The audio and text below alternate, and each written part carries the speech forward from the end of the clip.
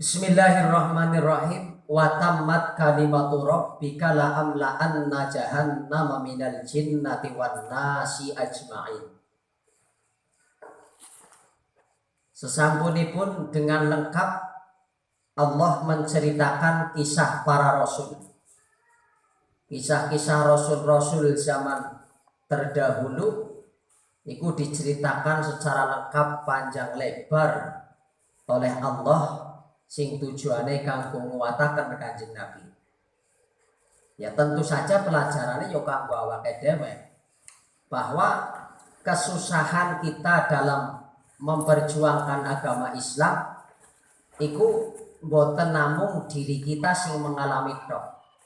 Tapi nabi-nabi terdahulu, pejuang-pejuang terdahulu iku kabeh yo melewati masa-masa sing sulit padha karo sing dialami nang aring awake dhewe. Makanya kemudian iki ditutup oleh Allah dengan watammat kalimatu rabbika la amla'anna jahannama minal jinnati wan nasi ajma'in. Wa kullan naqussu 'alaika min amba'ir rusuli nusabbitu bihi fu'adaka wa ja'aka fi hadhihi al-haqqu wa mau'izatu wa dzikra lil mu'minin. Bahwa anane Gusti Allah nyritakaken maring awake dhewe tentang perjalanane para rasul zaman biyen iku tujuane men atine awake dhewe iku merasa tentram, ya merasa tenang. Nusabbitu bihi fuadaka, agar atine Kanjeng Nabi iku merasa tenang, merasa nyaman.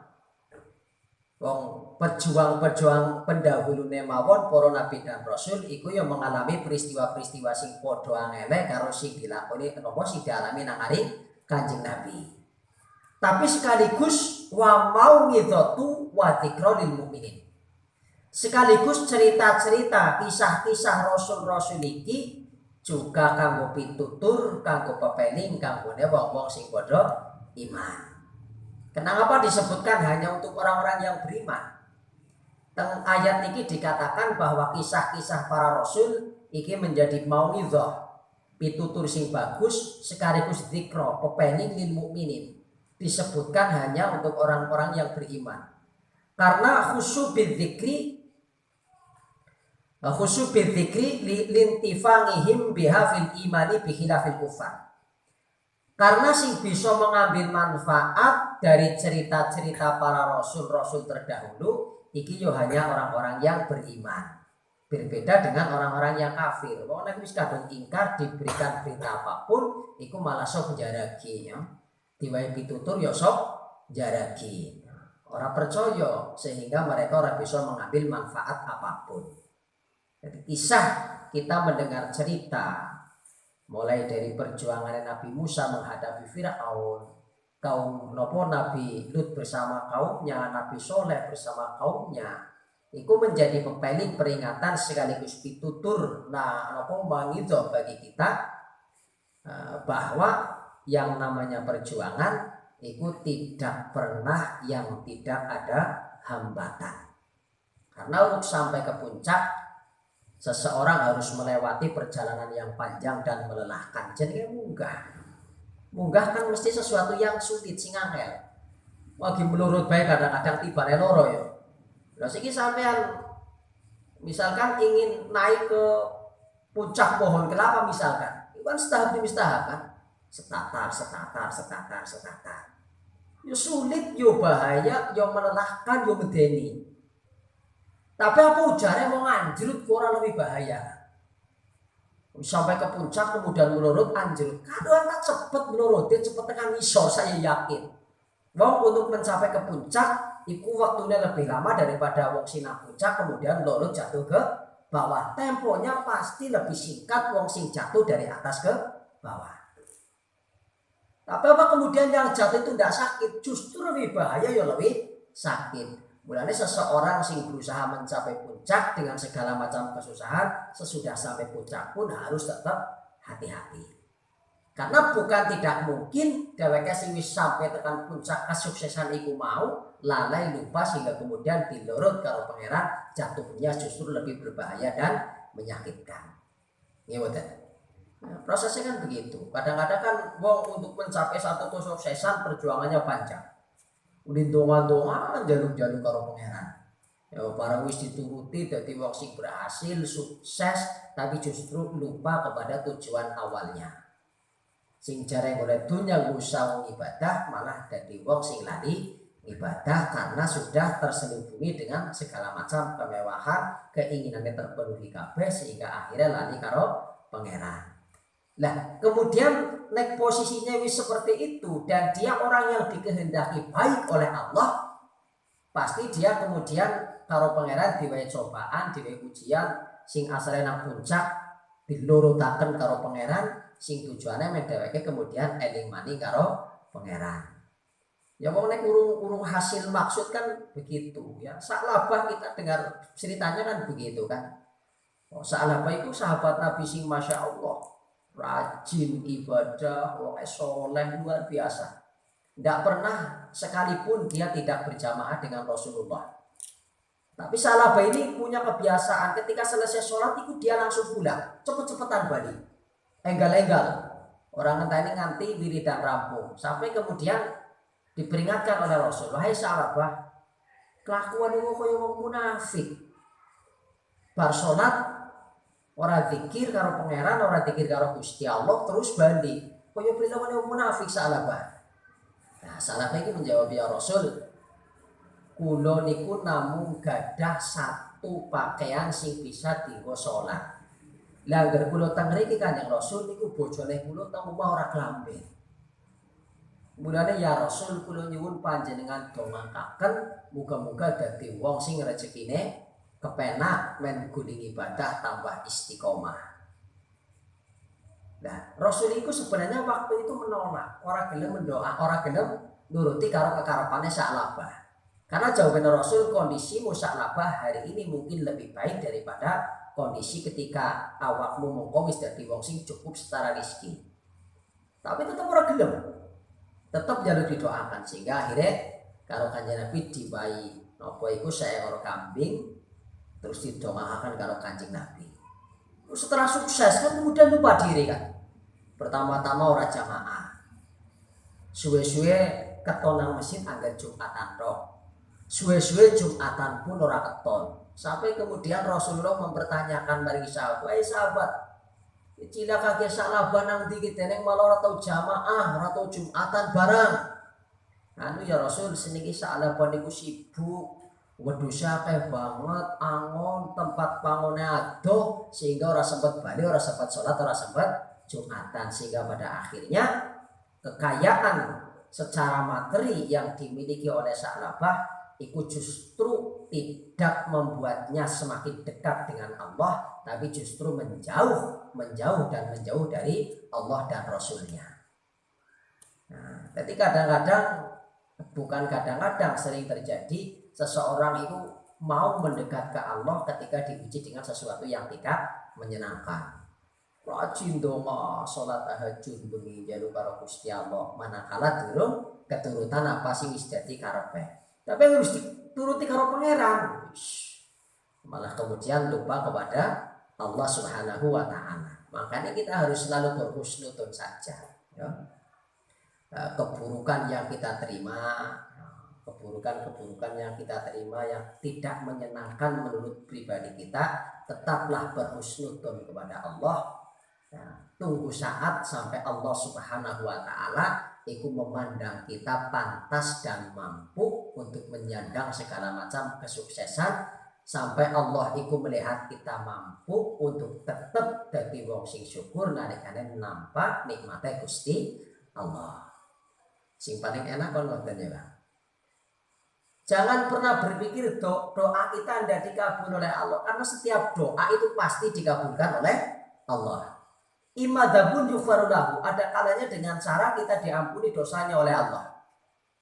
Kita minta rezeki banyak, ya Allah beri hamba rezeki yang banyak, tapi Allah itu tahu ya bocah diwai barang sithik bae ora syukur, apa maning naik akeh.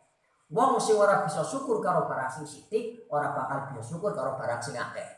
Diwai sithik kok ora syukur, diwai akeh pun ora bakal syukur, kan itu sudah kuatakan.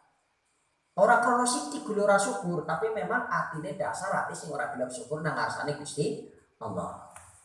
Makane apa iku ngerti iki duwe sithik ora syukur. Akhire ora gelem jamaah misale. Ya, ora duwe harta benda apa-apa bae ora gelem merek karo Gusti Allah pamane diwae akeh kita tambah lagi piye. Sementara dosane wis numpuk-numpuk. Nah, akhirnya bentuk Allah mengijabah doane wong mau iku bukan dengan cara dituruti apa sing dadi penjaluke, tapi dengan cara yughfaru lahu. Dosane tingapura karo Gusti Allah. Itu yang pertama. Yang kedua, wa imma khairin yu'ajjal lahu. Ada kalanya dengan cara dia diberikan kebaikan yang dipercepat oleh Allah. Misalkan dia menginginkan rizki yang banyak, tapi nang Allah rizki banyak itu tidak serta-merta diijabah, tapi ijabahnya adalah dengan cara dia diberikan kebaikan-kebaikan yang lain. Misalnya jaluki rizki akeh, tapi malah didadekaken wong sergap jamaah. Padahal wong sergap jamaah otomatis apa? Sapa wonge ngreksa jamaah salat 5 waktune, mongko Allah ngreksa 5 perkarane. Siji Allah njembarake pangupa jiwane, ya kan? Ya berarti kan kebaikan permintaannya ingin rezeki yang banyak, iki dipercepat cara kabulnya oleh Allah cuma dengan jalan sing dipandang terbaik menurut Gusti Allah. Akarnya itu dia jadikan mengucapkan melakoni sholat jamaah. Padahal jelas oleh sholat jamaah secara istiqomah nomor ini jembarakan pangupa jiwane kan. Tapi ndok ora den siksa ing kuburane. Kaping 3 nampa kitab ing tangan tengene. Kaping 4 apa? Kaping 4 mawat swarga, mawat kan apa? Siji Allah jembara ke pangupa jiwane, kaping 2 ora den siksa ing kuburane. Kaping 3 nampa buku ngamal ing tangan tengene. Kaping 4 mawat kaya kilat umpamane. Kaping 5 mlebu swarga tanpa ten hisab, ora dilandrak. Kan berarti kan dia diberikan semuanya oleh Allah. Jaruke rezeki sing akeh tok, tapi Allah Maha tahu.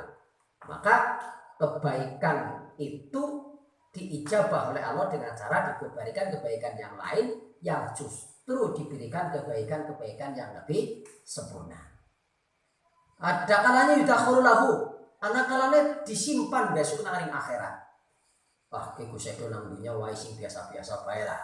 Joloke bojo ayu, tapi wae sing standar saja 6,5 misalkan. Besok nang akhirat gampang diijabah kalau diwae bidadari sing 70. Maneka rahmat kakean dina 30 menjadi genap 100. Rahmat 40 baik misalkan ya. Itu dengan cara itu. Jadi segala macam permintaannya di dunia itu ditunda oleh Allah dengan tujuan apa? Agar kelak di akhirat diberikan nikmat yang lebih sempurna. Ya. Wa tammat kalimatu rabbika. Sudah sempurna kalimat Gusti Allah. Dengan poinnya di sini la'amla'anna jahannam minal jinnati wan nasi ajmain. Bahwa kelak di akhirat Allah akan ngebeki neraka jahanam dari golongan jin dan manusia. Wa kullan naqussu 'alaika min amba'i rusulima nusabbitu bi fu'ada. Setiap apa sing diceritakan nang Gusti Allah tentang nabi-nabi terdahulu, itu tujuannya adalah untuk mententeramkan jiwane Kanjeng Nabi sekaligus mau ngitotu wa dzikra lil mukminin. Ya kanggo peringatan nasihat sekaligus pepeling kanggone wong-wong sing padha iman. Wa qulil ladzina la yu'minuna a'malu ala makanatikum inna amilun wantadiru inna muntahirun. Dan katakan kepada mereka Muhammad, orang-orang yang tidak beriman, silahkan kalian lakukan apa yang ingin kalian lakukan. Inna amilun, demikian juga kami juga akan melakukan apa yang akan kami lakukan.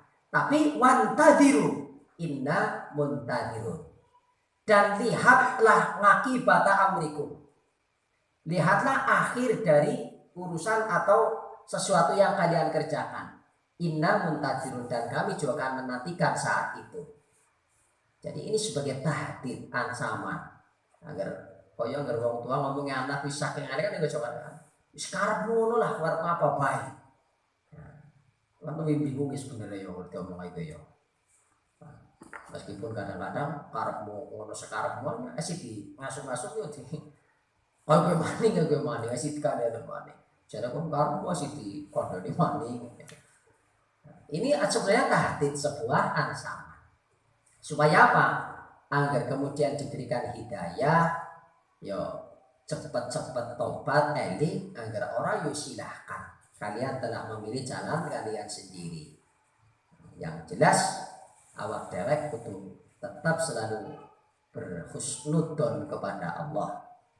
Jangan pernah berpikir agar hidup kita ini terbebas dari semua masalah, karena kita hidup dan dihidupkan oleh Allah memang untuk menghadapi semua masalah. Tidak ada seseorang pun di dunia ini yang bisa lepas dari yang namanya masalah ya. Dan jangan pernah berpikir kalau awak dewek iki menginginkan sesuatu njaluk karo Gusti Allah wis dilakoni dengan berbagai macam cara, njaluk wiridan karo kiai wis dilakoni tapi yo ajeg bae. Nah, Gusti Pak Kiai kula nyuwun lah wiridane men apa? Men rezekine lancar yo kaya wiridan apa. Dilakoni esuk sore ngawan bengi ajeg bae. Grau tetap grau. Ora ningkat sithik dadi El Abang misalkan. Malah kadang-kadang turun derajat. Rokok penduren, ya kan? Ya jangan kamu kira Allah itu tidak ngijabah doa kamu. Mungkin Allah itu masih suka mendengarkan ratapan kita. Karena idza ahabballahu 'abdahu ibtalahu. Ketika Allah mencintai seorang hamba, maka hamba itu akan dicoba dengan Allah. Supaya apa? Supaya Allah itu mendengar taturmahu. Allah mendengar ratapannya. Ya, Allah mendengar ratapannya. Bagaimana orang yang dikasihi oleh Allah ini merengek-rengek meminta di hadapan Allah Subhanahu wa taala, dan Allah sangat menyukai saat-saat seperti itu. Mulane ditunda nang Gusti Allah. Lah wong dewek iki bahasa iklan gitu ya. Sebagaimana kamu suka kalau dimanja-manja kan? Allah juga demikian. Allah itu sangat, ketika Allah mencintai seorang hamba, dalam satu hadis dikatakan begitu, maka Allah akan memberikan cobaan terhadap hamba itu supaya apa? Supaya Allah bisa mendengar ratapan-ratapannya. Seperti malam bangun kita berdoa kepada Allah Subhanahu wa taala. Apa keinginan kita, cita-cita kita akan dikabulkan oleh Allah. Tapi yakinlah apapun yang Allah berikan kita, sepanjang kita tawakal berserah diri kepada Allah, itu pasti hal yang terbaik menurut Allah bagi diri kita. Makanya kan ini ditutup dengan ayat fa'budhu wa tawakkal alaihi wa ma rabbuka bighafilin amma ya'malun. Sembahlah Allah wa tawakkal alaihi, dan berserah dirilah kepadanya, wa ma rabbuka bighafilin amma ya'malun. Dan Allah itu tidak mungkin akan lupa terhadap amal-amalan yang dilakukan oleh manusia. Jadi kita berdoa terus-menerus kepada Allah, itu tidak akan pernah dilupakan oleh Allah. Kita membaca aurat, membaca apa, doa macam-macam secara istiqomah, itu tidak akan pernah mungkin dilupakan oleh Allah. Karena wa ma rabbuka bighafilin amma ya'malun. Allah itu tidak akan pernah mungkin melupakan sesuatu yang sudah kita kerjakan. Makanya watawakal alaihi fa'budhu. Nah, ini di awal dengan ayat walillahi ghaibus samawati wal ardh. Milik Allah lah segala sesuatu yang ada di langit dan yang di bumi. Ghaib itu sesuatu yang tidak terlihat. Jadi sing nang langit nang bumi sing keton yo iku jelas kagungane Gusti Allah, sing samar sing gaib pun iku yo kagungane Gusti Allah. Wa ilaihi yarji'ul amru kulluh. Ya. Dan segala sesuatu itu akan kembali kepada Allah. Segala sesuatu akan kembali kepada Allah. Fayan taqimu miman aso, maka Allah akan memberikan siksaan terhadap orang yang durhaka. Berarti pemahaman mafhum mukhalafahnya Allah juga akan memberikan balasan terhadap orang-orang yang melakukan amal-amal soleh. Kemudian ditutup dengan fa'budhu wa tawakkal alaih. Maka sembahlah Allah dan berserah dirilah kepadanya. Wa ma rabbuka bighafilin amma ya'malun. Karena Allah itu bukan zat yang lupa terhadap apa-apa yang telah kita kerjakan. Tapi wa inna ma yu'akhiruhum liwaqtihim. Terkadang Allah itu menunda sesuatu sampai dipandang tepat pada waktunya. Catat ini kamu penting ini. Wa ma rabbuka bighafilin amma ya'malun wa inna ma yu'akhiruhum liwaqtihim. Allah itu tidak akan pernah mungkin lupa dengan apa yang kita lakukan. Wa inna ma yu'akhiruhum liwaqtihim. Tetapi memang terkadang Allah menunda, mengakhirkan sesuatu itu liwaqtihim, sampai waktu itu tepat diberikan terhadap kita manusia, baik kebaikan maupun keburukan. Keburukan pun kadang-kadang ditunda. Wah, ahli maksiat setiap malam bermaksiat, tapi uripnya nyaman-nyaman saja, tentram-tentram saja. Bukan karena Allah suka setuju dengan kemaksiatan itu, tapi memang yu'akhiruhu, sengaja ditunda oleh Allah sampai pada waktu yang tepat. Demikian juga amal soleh, kebaikan, doa-doa kita. Itu terkadang meskipun terlihat tidak diijabah, tapi bukan tidak diijabah hakikatnya. Cuma yu'akhiruhum liwaqtihim, ditunda pada saat yang tepat, pada waktu yang tepat, pada waktu yang Allah anggap kita sudah mampu menerima, mendapatkan apa yang kita inginkan, apa yang kita cita-citakan. Husnudun ya. Sudah sih husnudun saja. Husnudun saja.